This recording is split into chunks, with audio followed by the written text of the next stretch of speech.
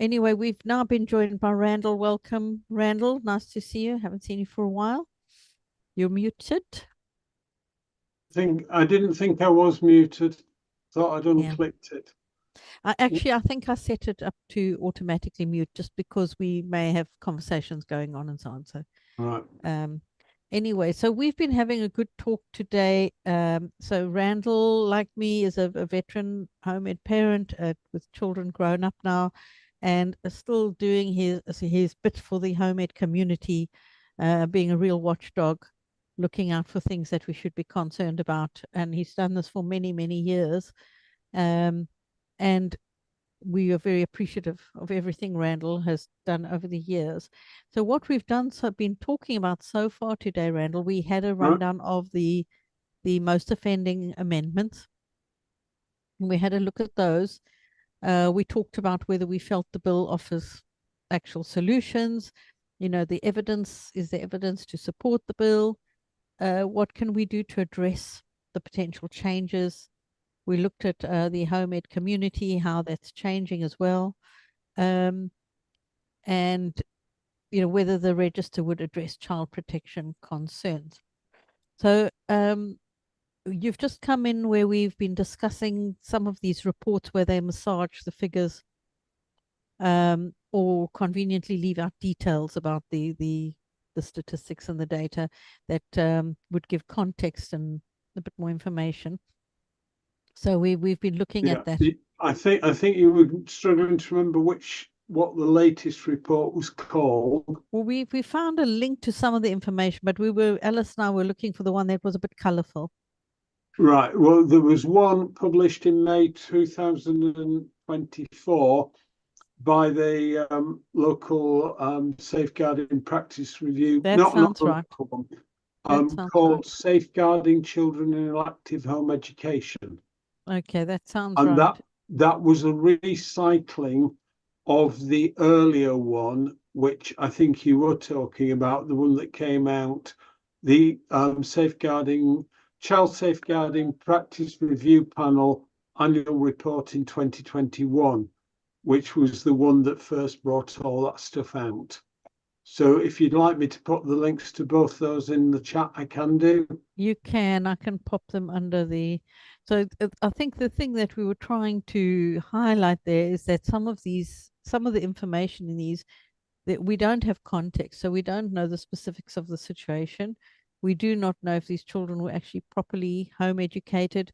In the case of those that were possibly home educated during the pandemic, were they genuine home educate? We don't know the details because they don't give that context. And I think in the past, Joe and Alison have said that the tagging system is useless. So things that get tagged as home education, maybe the child was actually being bullied or involved in gangs in school, and the parents took them out to protect them, and yet it gets a red 50%. And in general, 50% of those tagged home education in the NSPCC library are incorrectly tagged and are not, and there has been no home education at any point in that child's life. Yeah. 50%. Yeah. Yeah. And this is just a public narrative. Somebody mentioned the Badman report not that long ago.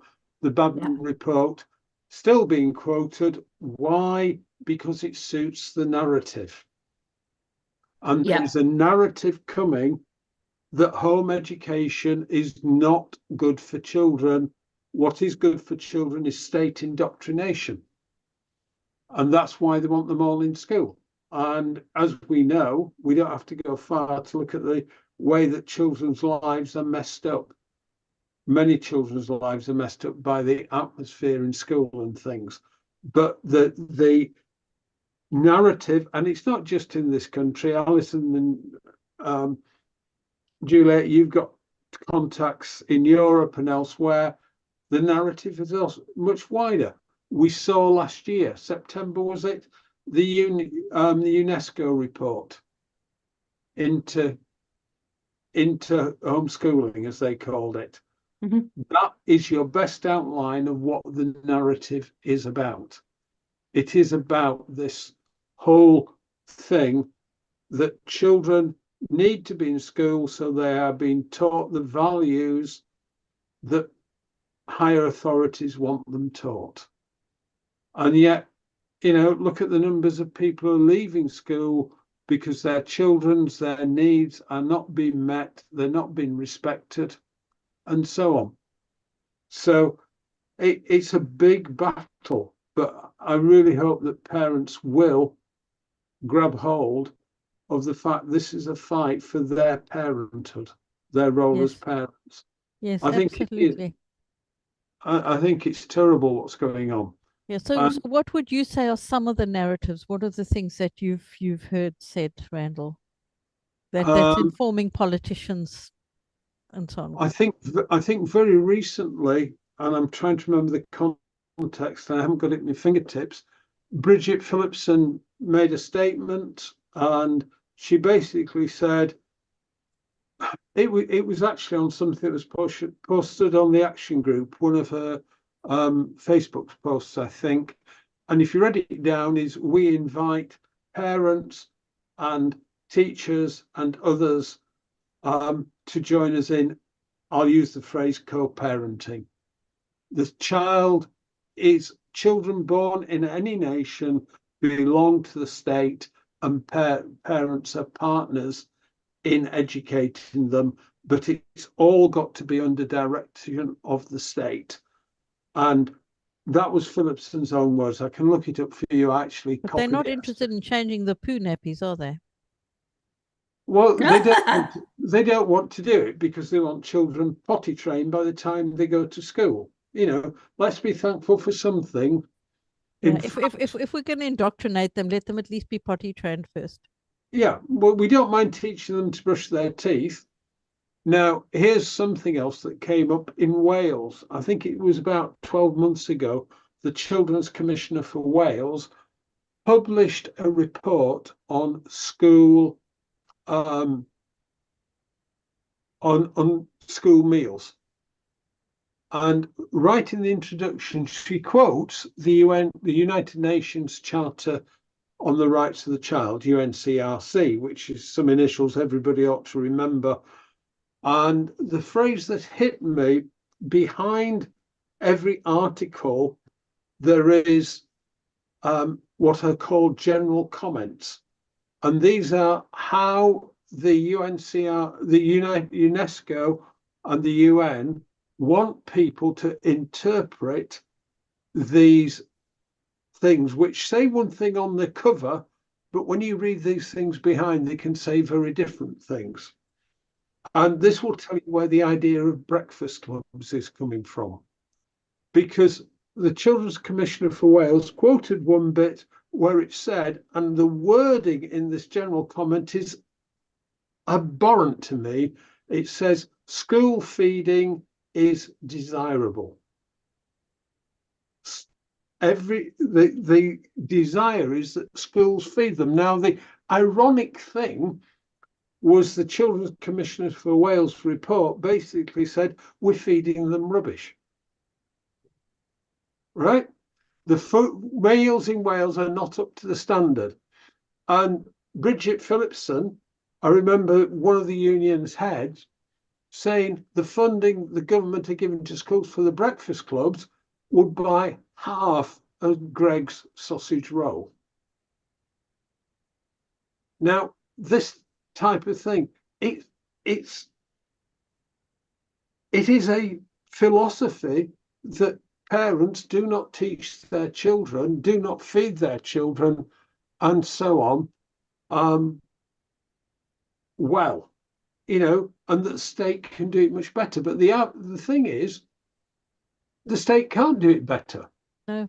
But the philosophy that people like the children's commissioners in England, Wales, Northern Ireland, and it's a slightly different name, but it's the same role in Scotland, are picking up when they all meet together. There's a European convention or grouping of children's ombudspersons, and they go off to these European meetings, and probably there's a world one as well. They go off to them, they have all these wonderful ideas, they read the back, you know, the hidden text behind things like the UNCRC. It's not hidden, it's just lawyers' language, and nobody ever reads it. The public don't get them read to them. So they go off and they read them, and they come away with all these big ideas. So you get the Children's Commissioner for England, when the government's being slow at implementing it, saying, what we need is a unique identifier for every child. That will solve all the problems. Has to say it just enough times for the government to say the Children's Commissioner is calling for it, we'd better do it. And it's not that there's any children in this country saying to the Children's Commissioner, you know, my life would be a lot better if you had a single unique identifier for me. It would make my life more simple. You know, they're not doing it. It's like the Scottish Named Person scheme that got squashed. How many children wrote to the Scottish equivalent or to the Scottish government saying, I need a named person in school to keep me safe. I need a named person to look after my life and to know more about me than my parents. Yeah, and they persist with this. They persist with this because you find it in the language in so many things. Where I think there is an attempt to sort of try and just sneak it through into people's consciousness so that they don't reject it the next time around. I wanted to. There was a point you made. Oh gosh, my brain. To do with the consistent identifier as well, which we were talking about. You know, how that actually can make children more vulnerable. In some instances, it can make families more vulnerable if you have the sharing of information. There's a really good video produced by, it's only about 5 minutes. It's on the HE Byte and probably other websites by now, produced by Southampton University, on how data 3 or 4 years ago was being amalgamated on families, and how it can then result in a red flag. And even if the family's issues get resolved, the red flag is there always. Yep. And, you know, I liked what Simon Squibb said to the on the ITV interview recently. He said, look, I was badly treated at school. School didn't work for me. I don't want that following me through life. Yep. Now, this... it has been said that, you know, the things that are tagged with the national health number, which is what they're trying to use as the consistent identifier, Baroness Smith said, I think it was in the second reading of the committee stage of the bill in the Lords, she said, of course, the information will follow them for life. Now, this isn't going to be good. You know, so we've got the government proposing sort of the digital ID, you know, for everyone. And obviously most sort of thinking adults are objecting to it because we're recognizing the control it would give. And so to my mind, my concern about the consistent identifier for children is they would be assigned that at birth, and you would have a generation then growing up with having this number, and then would end up having it as adults by default. Well, it's worse than that. There's been some talk in the press since the beginning of the year about a digital ID for babies. Nobody picked up that in June, Wes Streeting, the health secretary, announced that within so many years, every child's DNA would be mapped at birth. Cord blood. They're doing it through cord blood, aren't they? Yeah. Yeah. Who by the state? Who would keep the records? The state. And so what happens to that? I don't know. But what are the intentions with it, you know? Whatever we think of the present government, and there's different opinions, let's face it, no government can guarantee that the next government will be well intended in their actions towards citizens. You know, there was an advert that you may have picked up. They're now expanding the MMR vaccination to MMRV to cover chickenpox. And that's memo of the week that they're all parroting at the moment. Right. Now, at least one radio report on, I think one minister said, you know, this will keep children healthy and they'll be able to go to school and parents will be able to keep in work and not have to take time off. They aren't wanting to vaccinate children for the good of the children. They wanted to vaccinate children to get more GDPR for the economy. That is why Bridget Phillipson says feeding children at school will save parents. I forget what it was, so many £100, and I was scratching my head a year, thinking, how on earth is breakfast, not having to provide your children that, you know, a breakfast 5 mornings a week, going to save you that much money? Then the penny drops. It's what you don't have to pay on childcare. Yeah. So, you know, it is this, we want to bring up your children in our likeness, how we want. And for me, the only thing that's going to stop things like this consistent identifier, the registers and things, is if enough parents say, not on my watch.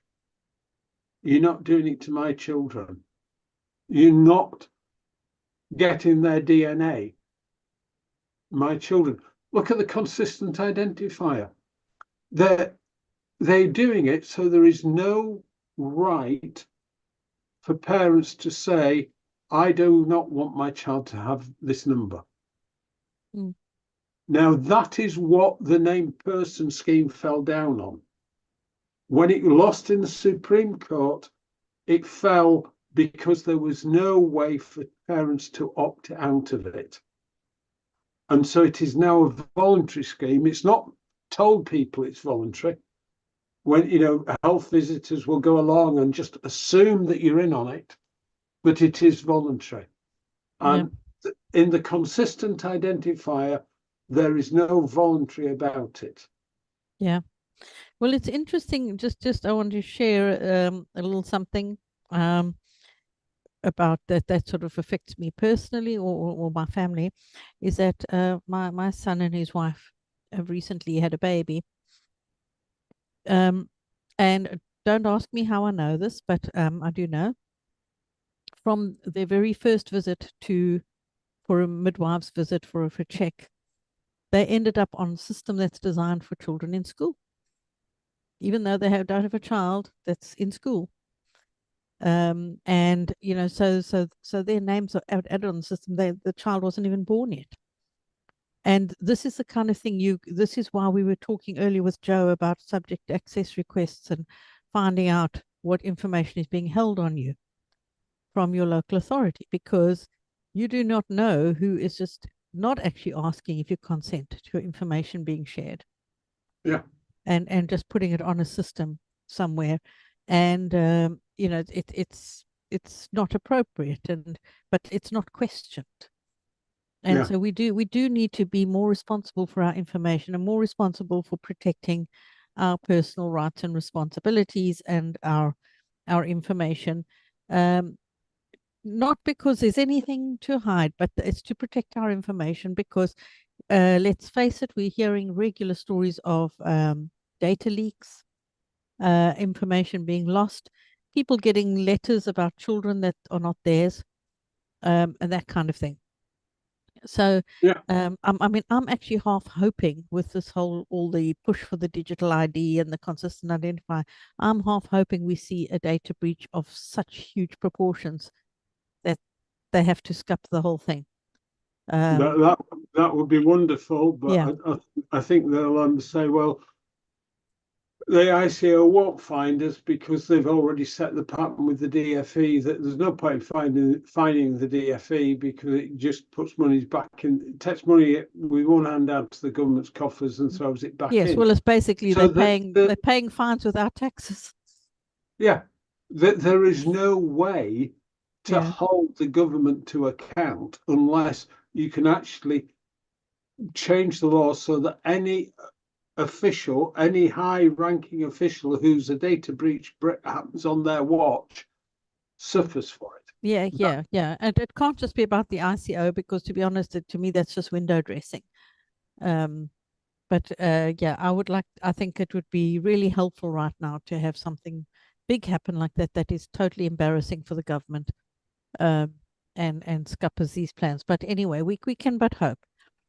Okay, Yeah. so yeah. Or fight. We can hope or fight or both. So part of those narratives is about how parents can't be trusted, as well. We've got. I just want to go back to the school meals thing. It's interesting how they started out with this great big free breakfast clubs, and we know that there was a cost to that, where schools had to close down their very functional breakfast clubs.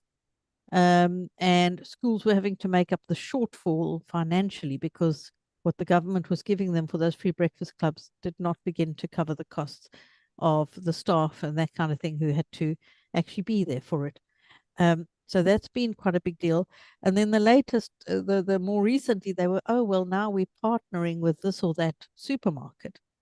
But of course, that's not sustainable necessarily. The supermarket, I don't know how sustainable it is for supermarkets to donate masses of food to so many schools in their city and not feel the pinch after a while.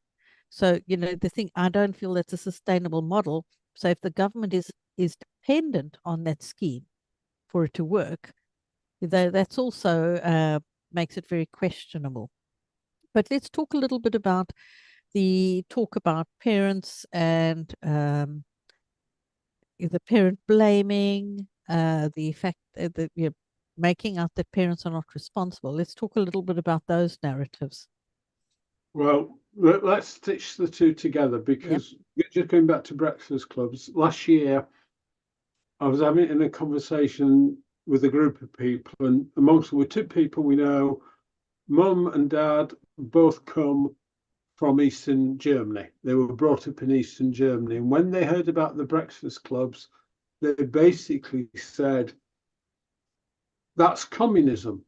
In Germany, all parents had to do was get their children to school in the morning and give them a bed to sleep in at night. Everything else was done by the state. School feeding is desirable.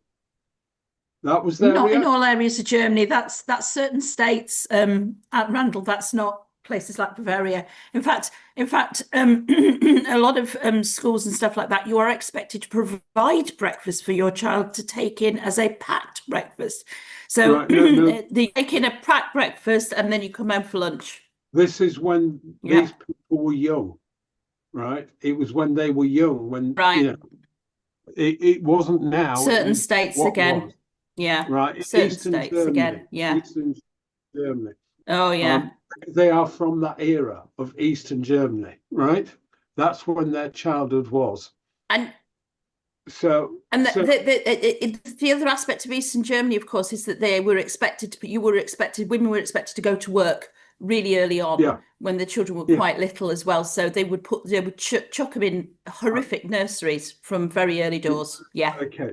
So now let's bring this to Juliet's question of parent carer blame, as Luke, I forget his surname, Professor Luke Clements from Leeds University invented that phrase with a group called Cereba that looks after children. I think with some disabilities, and they were experiencing it. The narrative behind this, because it ties in with the school feeding is desirable, is because there is a mindset amongst those in government levels that they are capable and that most people are incapable. And so basically, parents cannot feed their children, the state must do it. Parents cannot teach their children to brush their teeth, the state must do it. If there's a problem, the first thing we must investigate is the parent not doing it right? That is the first thing you must investigate, because the parent belongs to the incapable class because they are not, like us, they're not capable. And I think if you look at wider society, you will see there is an arrogance of the ruling classes, political classes, whatever you want to call them, that we know how to sort things out. It's other people who are causing the trouble. And on that front, this is the underlying narrative. Parents aren't capable of teaching their children. That's what that is the thing. I mean, I can understand why the little old lady in the supermarket says to her mum, can you teach them all they want to know? Right?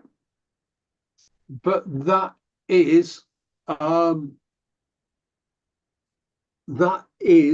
where the narrative is coming from.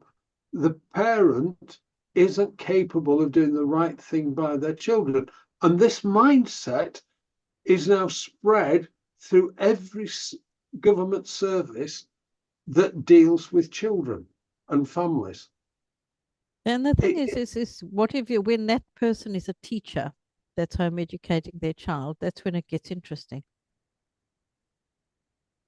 Well, yes, it does. But you have to remember, example, when we went to the protest in Birmingham last March, my wife had a conversation with one of the ladies who was stood a bit of a distance away. She approached her, and this woman was a school teacher and could not believe that any child would be abused in school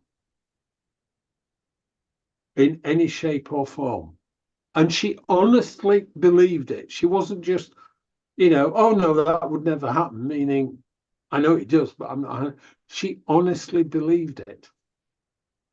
And this mindset gets into people that we have the professionals, we have been trained, we know how to do it. Now, we know that's a fallacy, but that is how they get into it. But these people haven't been trained. Yeah. And that is one of the spin-offs of the whole education system of the last 200 years or so. But we also have the other side of a slightly different view of that, which is coming from like Humanists UK, where they're saying parents, the beliefs they hold, we don't want that. We don't want that passed on to the children. We can't trust the parents to not bring their own views into how they raise their children. Well, I wouldn't say it's an alternative, because it actually goes right back to the founding of UNESCO. Because if you look at some of the documentation there and some of the people involved, you discover that a guy who called Brock Chisholm, who was the first Director General of an organization everybody's heard of now, the World Health Organization. There's a very famous quote by him that says, unless we break the bond or free children from their parents, we'll end up with the next generation being exactly like we are. And then you've got Bridget Phillipson talking about, what does she say? She says breaking the link between background and success. There's very similar. Breaking their background, freeing children from their background. Oh dear, we must be terrible parents. And as Alison's just put in our chat on Zoom, the guy who was the first Director General of UNESCO, Julian Huxley, of a very famous British family, also became the first chairman of Humanist, what is now Humanist UK. Back then it was the British Humanist Association. And so the humanist cause has been very much on board with, we want to get children away from the beliefs of their parents to what they see as a neutral position, but it cannot be, because humanism isn't neutral. It is a philosophy. It is a belief system. And I don't mind if the state said we would teach children facts and skills, that's fine. But right from the birth of the UNCRC, the United Nations said they wanted to teach all children their values. And that is down. And if anybody's got anybody in any of their family in school today, they'll be learning, the children will be learning about the 17 Sustainable Development Goals, which are all the values of the United Nations. Now, I firmly believe that we can all have different values, but it is the responsibility of parents to teach their children what they think are the best values to see them through life as responsible adults. And every parent should be saying, now, what values do I want to pass on my children so they are equipped for adulthood? But the UN and others, UNESCO, Humanist UK, all say, no, we can't have you teaching them your values. We want to teach them our values. But they're so much better. Well, yeah, just no, I better not say. Just but look it means that they're also targeting. They heavily target sort of religious families who are following a religion as well, which is yeah, it's. Well, I think if parents start to really question and look at what some of these things are about, so we know that the Humanists UK have been around or been behind many of the pushes against home education, yeah, from the Parliament, and have advised and so on, and so this should be concerning for all home educators, regardless of whether you're from religious background or not, because you may hold other values, but whatever they are, they're not very happy about it. So, well, there's one simple rule of thumb, Juliet, that everybody needs to take to heart, which is why I think there is something good about the majority of home educators who are concerned. That rule of thumb is this: if one family loses the right to choose how their children are educated and the values that they pass on to their children, all families will lose it. And absolutely, my own convictions help me in saying I have got to fight even for those parents whose values are different to mine. Yeah, exactly. I've got to fight for that. Yes. Because their values, if they lose the right to teach their values, I will lose the right to teach my values. And yes. And we spoke about this a bit earlier, where we were saying how, like, we understand, we were talking about the protest that's happening next week and how some people don't want to stand next to this person or that person because they believe this different or that different. And I was saying that, I will fight for the right of any parent to choose how their children are being educated. I mean, obviously there's some cases where you would use your common sense, but for the right of parents to have that choice over how their children are educated and what they're being taught, regardless of background, because that does impact every one of us, and we have to stand for each other. We just have to, because there is that saying about how they came for this group and I didn't do anything, and they came for that group and I didn't do anything, and then they come. Yeah, and then they came for me, you know, and there's, you know, if we don't stand up for each other, they eventually are coming for you. And even if you think you are a home educator with nothing to hide and nothing to worry about, unfortunately, the politics of this, they are interested in you regardless. So we do need to be watching all of these things, and we do need to be fighting against them. And I'm going to just talk again about next week's protest in London. I will highlight it again before we finish today, but we have this big protest planned. Please go and get the information on it. I have shared links also to the protest in the comments, and if others can share it as well, if it's not there already. We are also having a fundraiser, so we can really make this a very, very impactful protest, because unfortunately this is the only way we have, the only vehicle we have left to us. We have been extremely good about writing to MPs, writing to Lords, speaking to whoever we can, setting up meetings. We've had quite a few protests. We've written songs. We've done all sorts. We've tried whatever we can. We've had books written. And we really have done as much as what we can with our limited capacity as parents and you know, just ordinary people who are not paid to do this. We're doing it in our spare time. So this next Saturday is our last chance to really give it everything. And I'm asking people, please, whatever you're doing, if you can, if as long as it's not, if you're already planning going to the protest, keep your plans. But if you're doing anything else, rethink your plans and try and get to London for the protest, so that you can really have your voice heard. Whatever angle of the bill that you dislike, you can. It's against the bill. It's not just for home educators. It's for anyone who's opposed to the bill. And we were having a conversation a little earlier on, and it just reminded me of the story. So there's a lady by the name of Joy Baker who was a home educator in the 50s and 60s, and she wrote a book called Children in Chancery. You can now find this book on Amazon, by the way. It is back in print.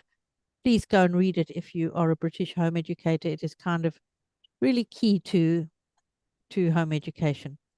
But the local authority, in her case, she had tried to deal with them, and she tried to let them know she is, you know, she's making sure children receiving an education. But in her case, the local authority didn't like that.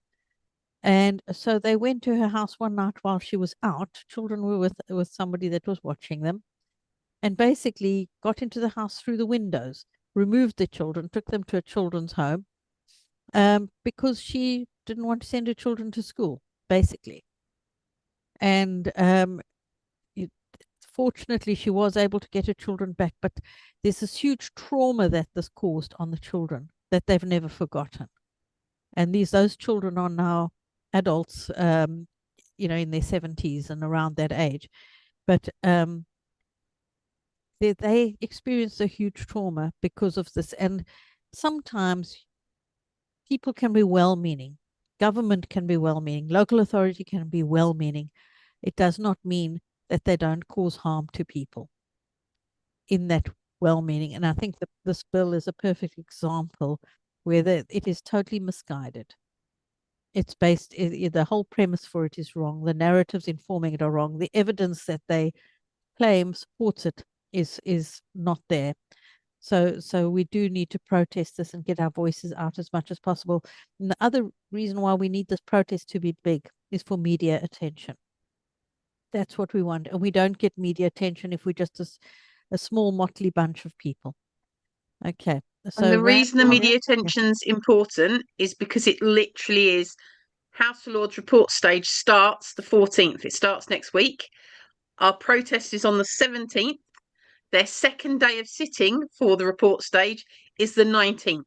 So if we can get that media over the weekend so that all of those Sunday papers cover our protest from Saturday, that will be in their heads as they're there with the report stage, literally discussing this bill and the amendments. So that's why we're really pushing it, because the date is actually quite critical with regards to if we can manage to get that attention.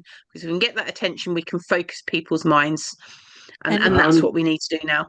And not to forget, we're not sure when the children not in school section will be being debated, but the third sitting is on the Thursday, I think, of that week.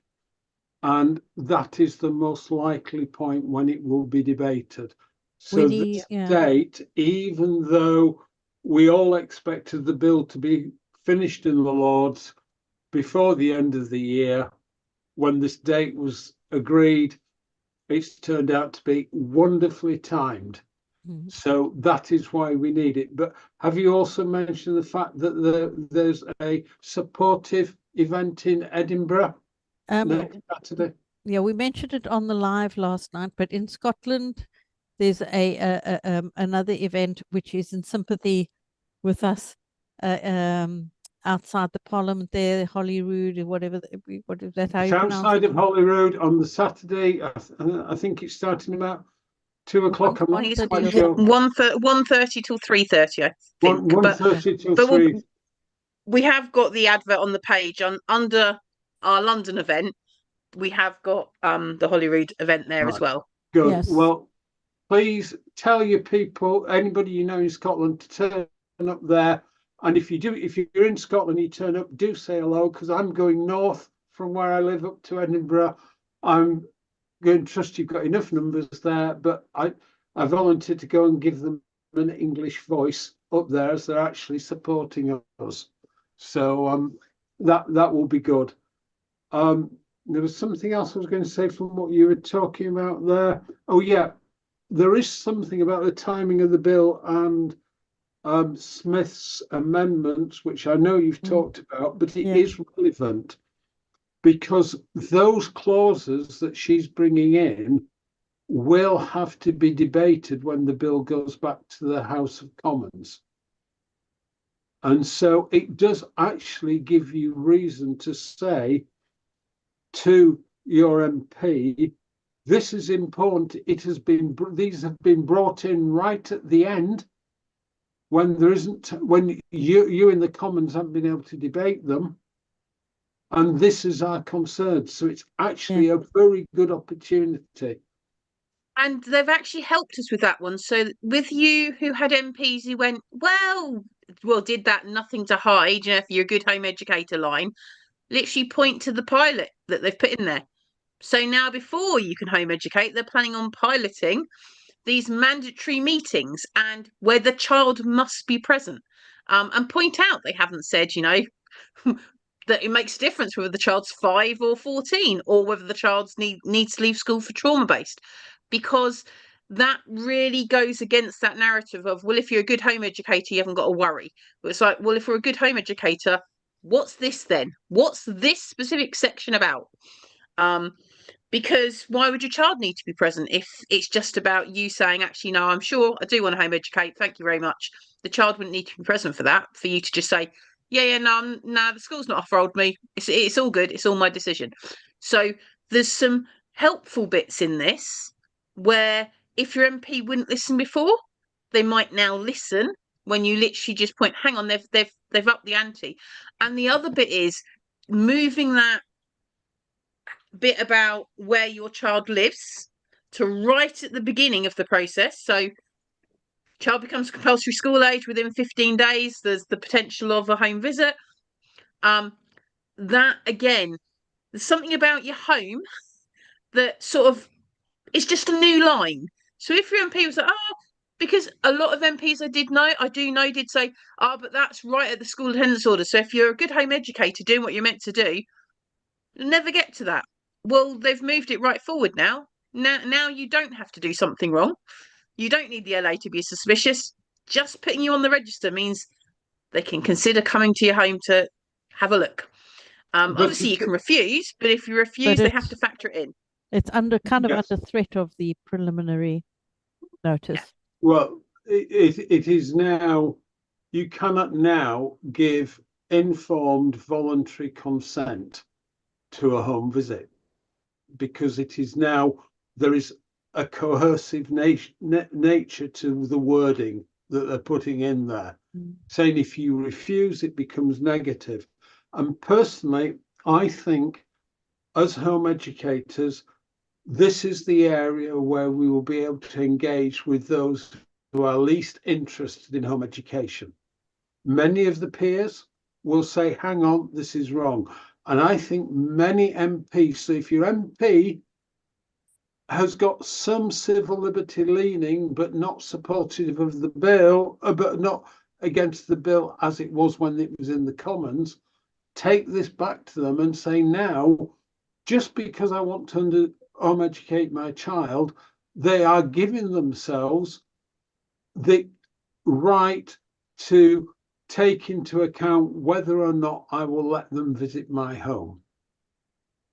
And that isn't relevant. That is not what, if the police want to come into my home without an invite, they have got to get authority from a judge, from a warrant. We are giving a low grade of public employee a right to penalise parents for saying you cannot cross my doorstep. And I think that will go down with MPs. And I want to encourage people, engage with your MPs on this one. Get into them, say this, because it will have to go back. And the more debate that happens in Parliament, the better it will be. We don't know when the session's ending. The parliamentary session is ending. Government bills can jump it, but my feeling is they want to get this bill through by the end of March. So if there's more debate demanded, it's a bit harder there. But again, if you get more MPs speaking up about it, that will give more traction when it has then to come back to the Lords. So all is not dead, lost in it, but we need to fight for it. So it is that area. It is very important that we use the next few weeks to get this message across. So, yeah, if you're fed up of writing to your MP, use these amendments as your next reason for doing so and say, this takes it much further. As Michelle has said, it is now only if you say, I want to educate my child at home, that this will triggers this, yeah. a visit. Yeah, we may need to come up with a template letter as well to help families just to know exactly how. I think it might be time for that again. But it is very, very worrying. People are right to be concerned, but galvanize that energy into coming to the protest. If you can't come to the protest, please donate to the fundraiser to help us make it more visible and more vocal, because we need a highly visible, highly vocal protest with as many people as possible. So let's just go back to some of our other things that we wanted to talk about. Let me have a little look. Is there anything, Randall, that we can do to change the narrative and encourage a more common sense approach? Alison, if you want to chime in on this as well, or Michelle, perhaps let's just talk a little bit. How can we help to foster a more common sense approach, particularly in our local areas with our local authorities, Well, to try and avoid this being as bad as it could be? I've banged on this for ages, but I say no point in talking to your local authority staff, but do get to know your councillors and raise it with them. Do speak to your councillor. They are more like ordinary people than MPs. Not all of them. Some of them are using a ladder to climb higher up in politics. Others are doing the job because nobody else will, and they just want their community to stick together. So you'll have to dig them out. You'll have to find for them, but tell them.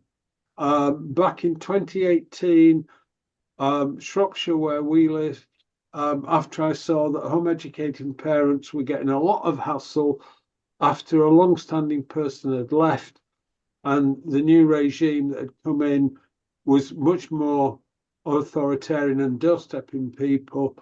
It took us 18 months to 2 years But we went to our local councillor and we said, this isn't good enough. She arranged for us to meet with the two chairmen of two relevant committees. And we had to repeat that exercise because they had a change of jobs within the council. But actually, they, instead of scoring 1 out of 10 for their education policy, they didn't tell us they'd updated it, but when it finally came out, it scored in my mind about 9 out of 10. It was a significant improvement. So don't just deal with the staff, talk to your local councillors. And the other thing is, they are members of political parties, whichever one it is, and their voice gets heard within the party movement. So do that. And if you've got time, or you might not have time to offer to become a councillor. It'd be great if some of the people who are a bit older and coming to the end of their own education journey did. But the other thing you can do, I know a family, they caused a rather amount of disturbance because council meetings are public and the subgroups are. So like the education committee is a public meeting and members of the public can turn up. Take your family, take a bunch of families down to these meetings, sit there. They'll think, what's going on here? You usually get, there is technically a time for public questions. Sometimes you got to put them up. You don't have to use it any first time. I'd say go down and just sit there. Take your popcorn. Well, I don't know whether they'll have popcorn in them or not. Go down there and make your presence felt. Somebody will come and talk to you. Why are you here? I've just brought my children for some education to show them what local democracy is like. Engage with them, get to know them, stir up their interests. And we've got to do that. But you've also got to say what happens with all this goes through. Are you going to just say, oh, well, that's fine, I'll just do what they want now?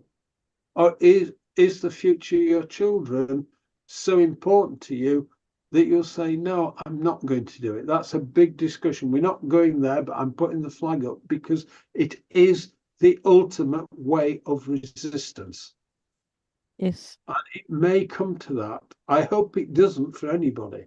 But there are families now that have been fighting the data protection thing and have been having hard times because of it. And, people need to say, how valuable is it? So I think there are opportunities because of these amendments, but we do have to be more thinking outside the box, and it's going to take more time. Yeah, because one of the positive things is the requirement to have a forum, to offer a forum for parents that the local authority would have to engage. And I think that could be a positive thing for helping to shape things in your local area. I also wanted to address home education groups. So I'm hoping that we have some admins of home ed groups on Facebook or whatever groups you're in, whether it's on Telegraph or WhatsApp. If you're an administrator of a group that is affected by this bill, not just home educators, please can you consider, you need to be aware of what the bill says, particularly people on your group are asking for advice because you're going to be the one they're going to come to for advice. Now picture this bill passing with requirements at preliminary notice stage to have a home visit, and if you're part of the pilot scheme that you have to have a meeting with the school. Think about it a little bit of how are you going to advise your members? What's your approach going to be? How are you going to help and support them to not sign away all their rights? Just how are you going to protect them? How are you going to advise them? I think it's just really, really important that if you are in that position where you are advising families in the respect of any aspect of this bill, you need to consider your approach and how you're going to make people aware of what's happening and give them good advice. So that is just as important because as home educators, we spoke earlier on a little bit about malicious non-compliance, as they call it. Are there ways that as home educators we can express and protest the measures of this bill through making life a little harder for the local authority, or actually finding little ways in which we are complying but not complying, those sorts of things. Let's have a think about it, because this bill is fundamentally changing the very nature of the relationship between parents and the state, and we need to consider how we express that in a way that won't get us into big trouble but will make life a little difficult for those who have to implement it. So, Randall, your approach, talking to councillors, I think that is going to be key, because ultimately local authorities can still have their own policy. They can also have their own, I know my local authority, they're not particularly concerned with wanting to do more work than what they're doing at the moment, because their workload is enough. And I kind of expect that we may not see a huge change in our area, but with the requirements of this bill, that your local authority home education officer may not have a choice in terms of what information they have to feed back up the line. Yeah, but can I just add that? Get to know your local council up front will be helpful, because councillors leave decisions about what type of information to feed back up the line to their staff. The staff are influenced by the training courses they go on, the stuff they read, and everything like that. Now, if you've got if you've built a relationship with your local councillor and their staff is giving you earache, you can talk to them. You can talk to your councillor rather than to their manager, or going through it and say, look, this person is being out of line, right? And I'm asking you to help. Now, not all the councillors will, but if you get one or two who will, and we, I admit we were fortunate. We knew our local councillor before we raised home education with her. She had the contacts for us, but when we did, she carried it through, and she carried it on for 18 months, which was really, really good. So in that sense, that contact can sometimes, because actually the councillors employ the staff. It is that way round. The staff are employed by the council, and they are accountable to the councillors. Yeah, I think my concern is the bill will be the bill. So whatever passes is that they may not necessarily be out of line. They may be acting in compliance with the new act, as it would be. And so everything in law is open to interpretation. Yeah, exactly. So that's what I'm asking, is like, what are ways that we can maybe help make things easier for ourselves in our areas? But it may be, if you've got a team leader or something in the home education department who is particularly obnoxious, a counsellor may be able to rein them in. Yeah, so that's what I'm thinking of, is because if we can get the counsellor to see reason and help bring in some balance in our local authorities, I think that would be valuable. Is there anything we can do? We have touched on this already, I guess, so to change the trajectory of this bill. So we've spoken about the protests, we've spoken about writing to MPs. Are there any other actions that we can encourage people to take to try and change the trajectory? One of the big bits is talking about it. And if we remember, things like a lot of the mainstream newspapers also have letter pages, letter to the editors.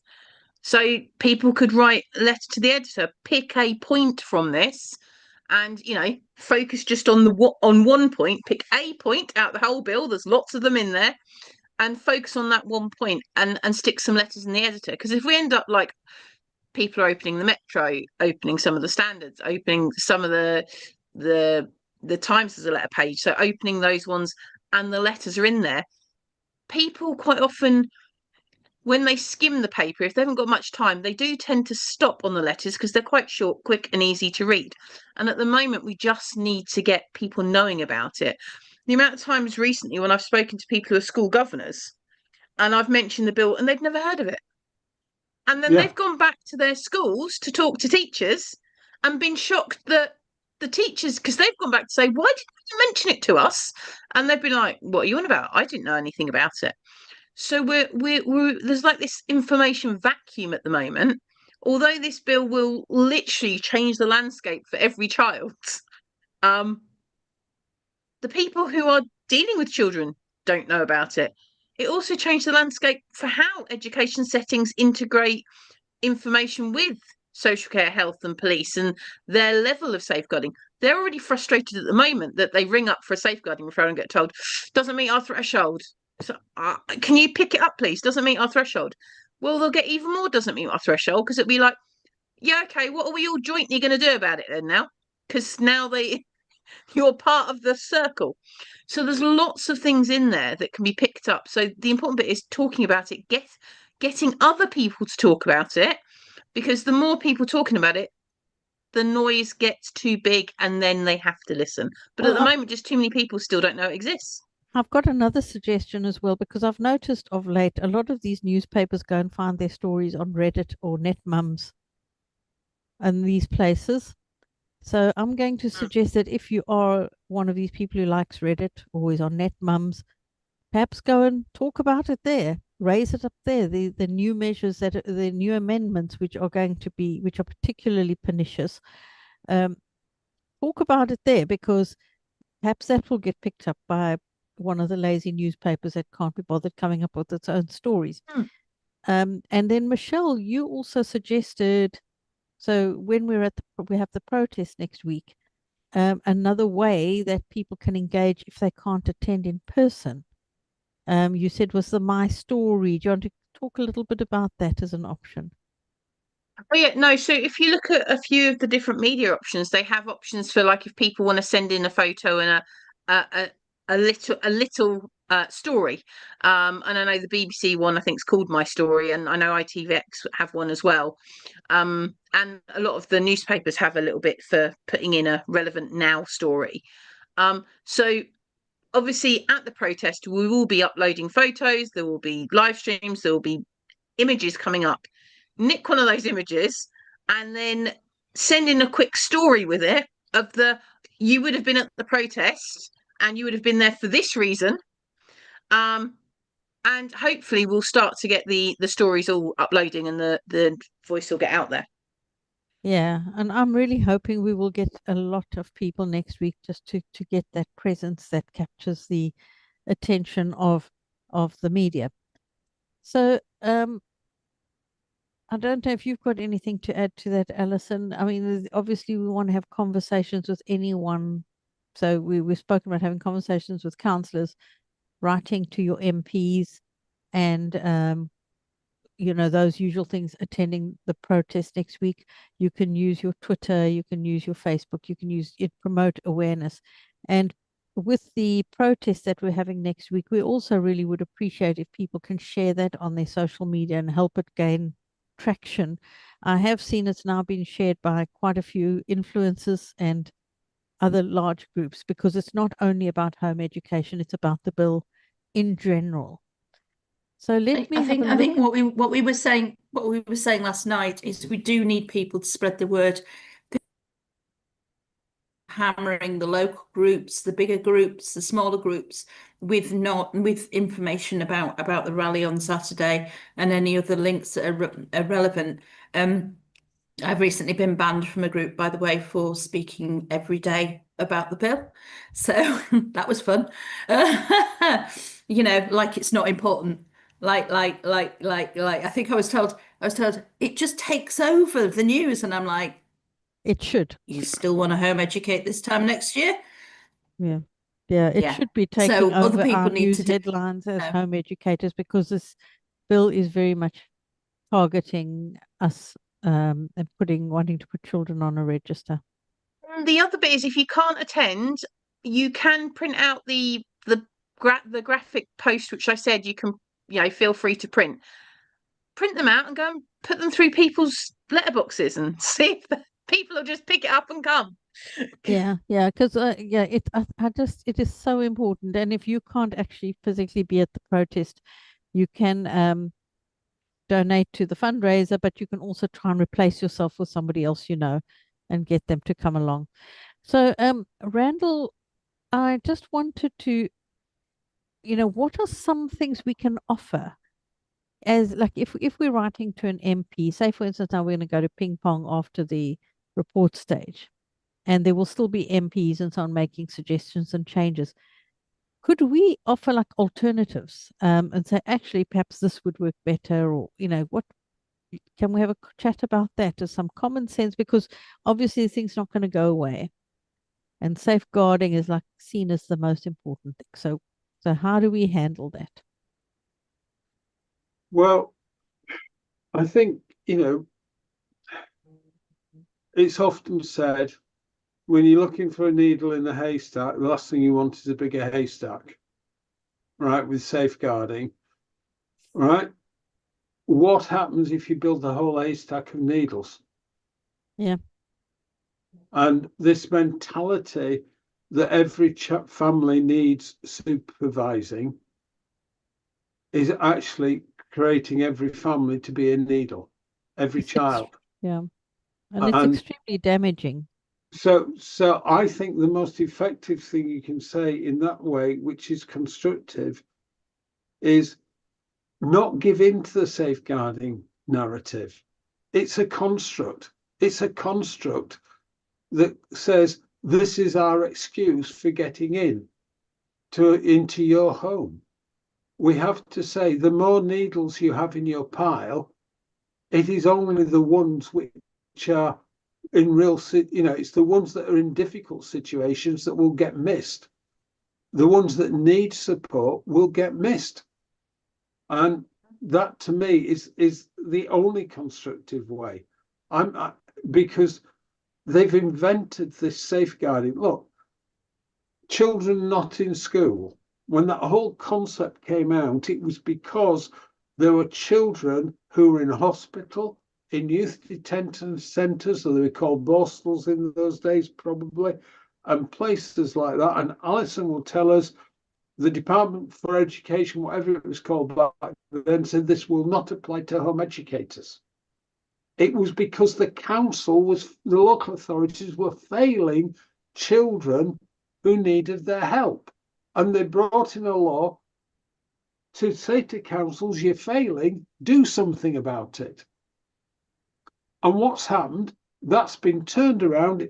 The real turnaround came in about 2018, and it's suddenly become a weapon to use against home educators.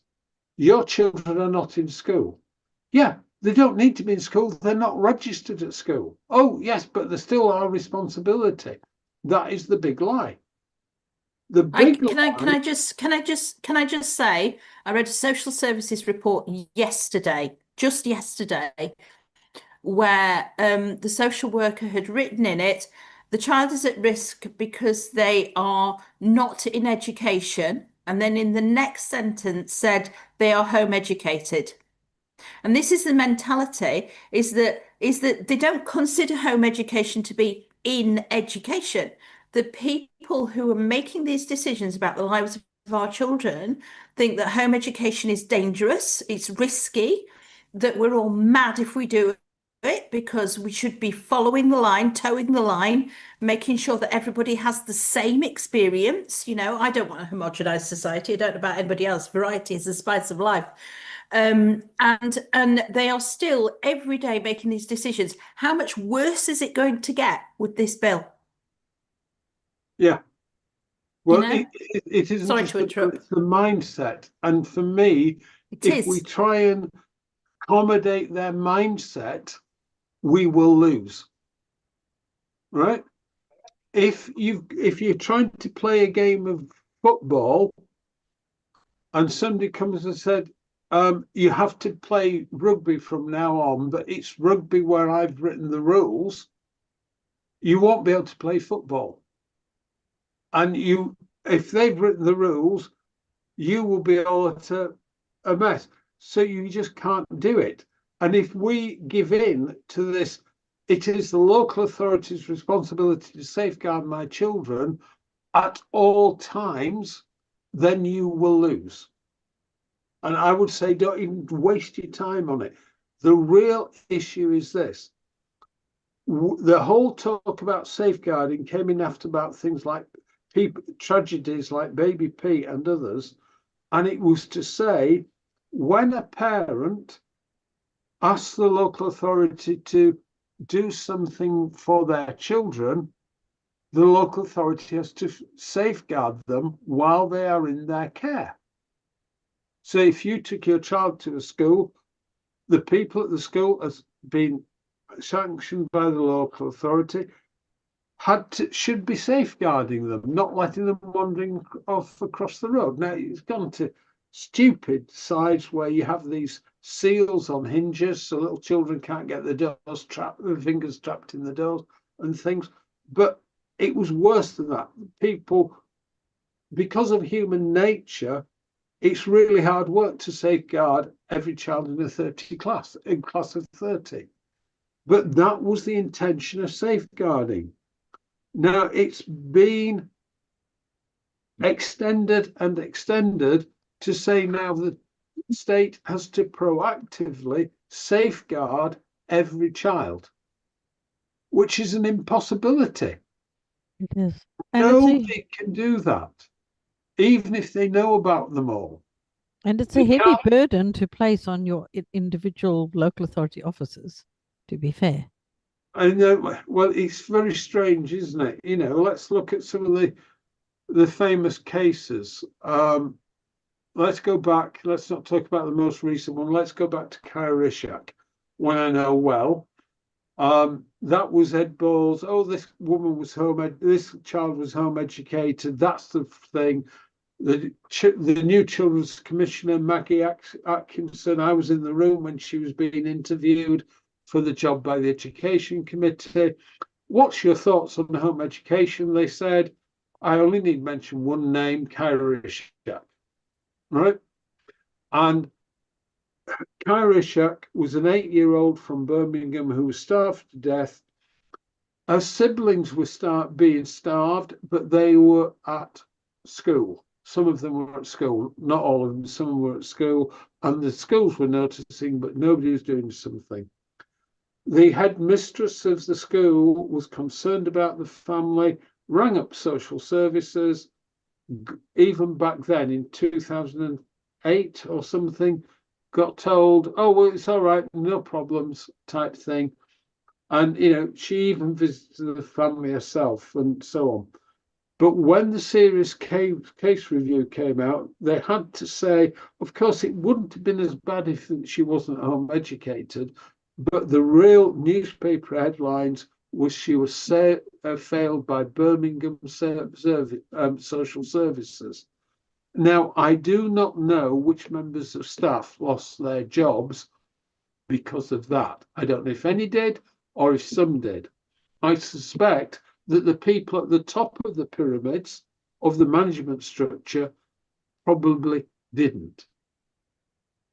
And you can't do it. You cannot put this burden on people. They can't afford the staff to look after every child instead of their parents. They just can't afford it.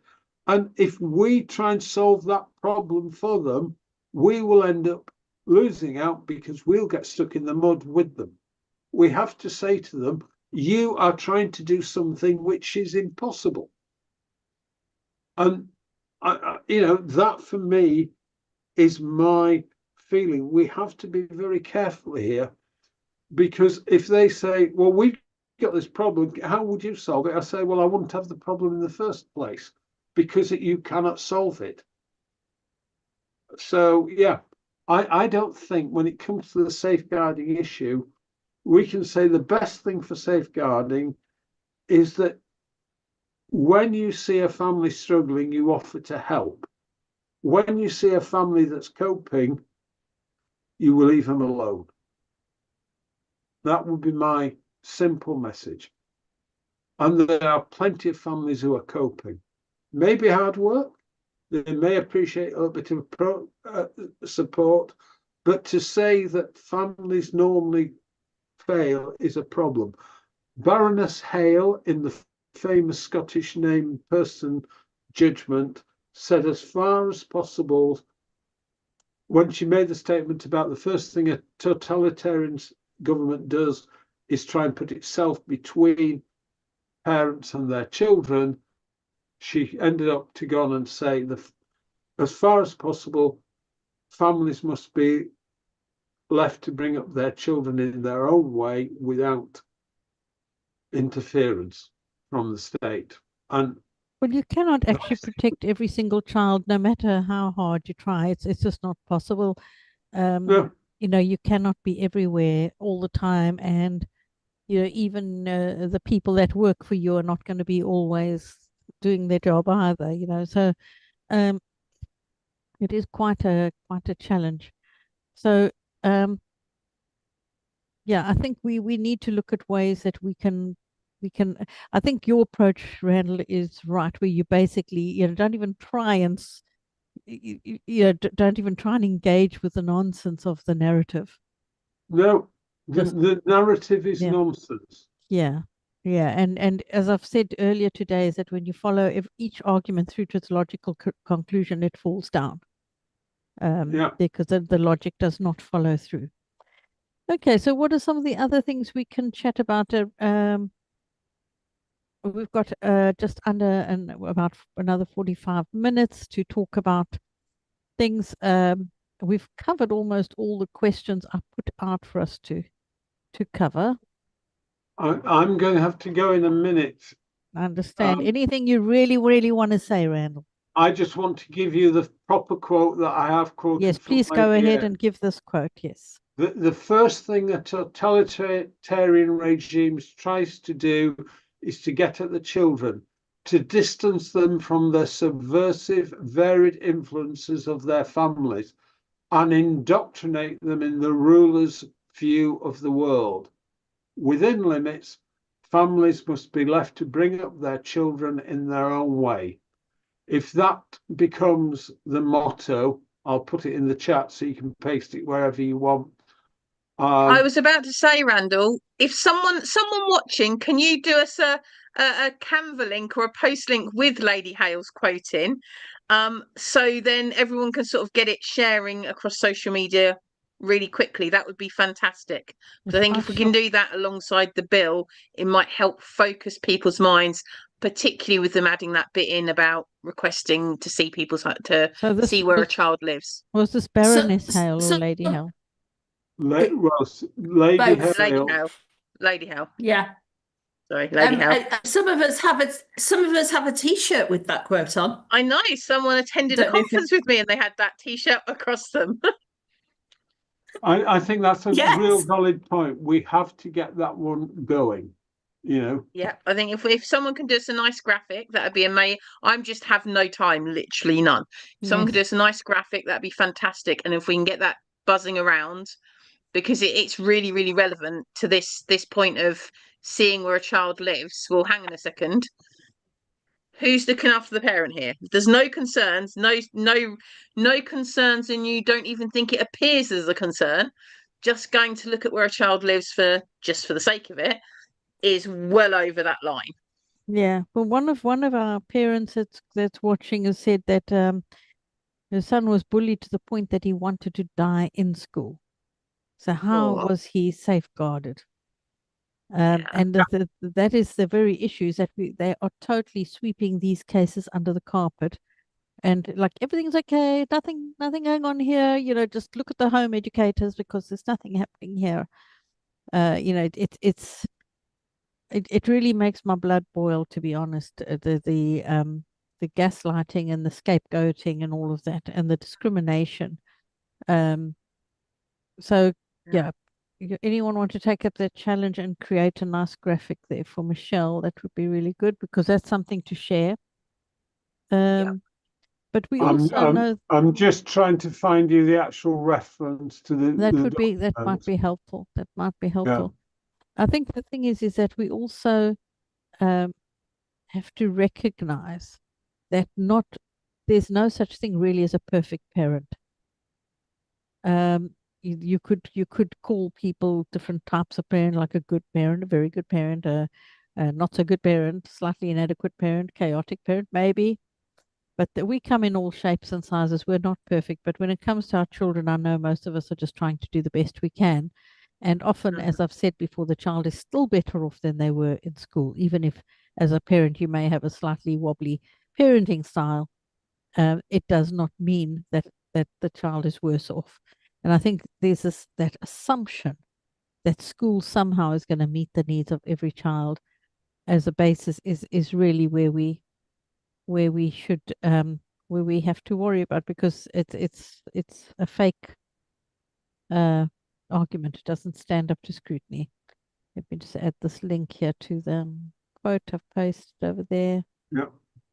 So that would be Something else. I, So I think, we just mustn't play their game with them. no. And we really do need to stand tall, because home education is amazing and a positive option for families all over the world. It is a popular and a really successful option for so many children. So, we need to keep going on about that and keep promoting the positives. Jen Hodge on her website, Doing Education Differently.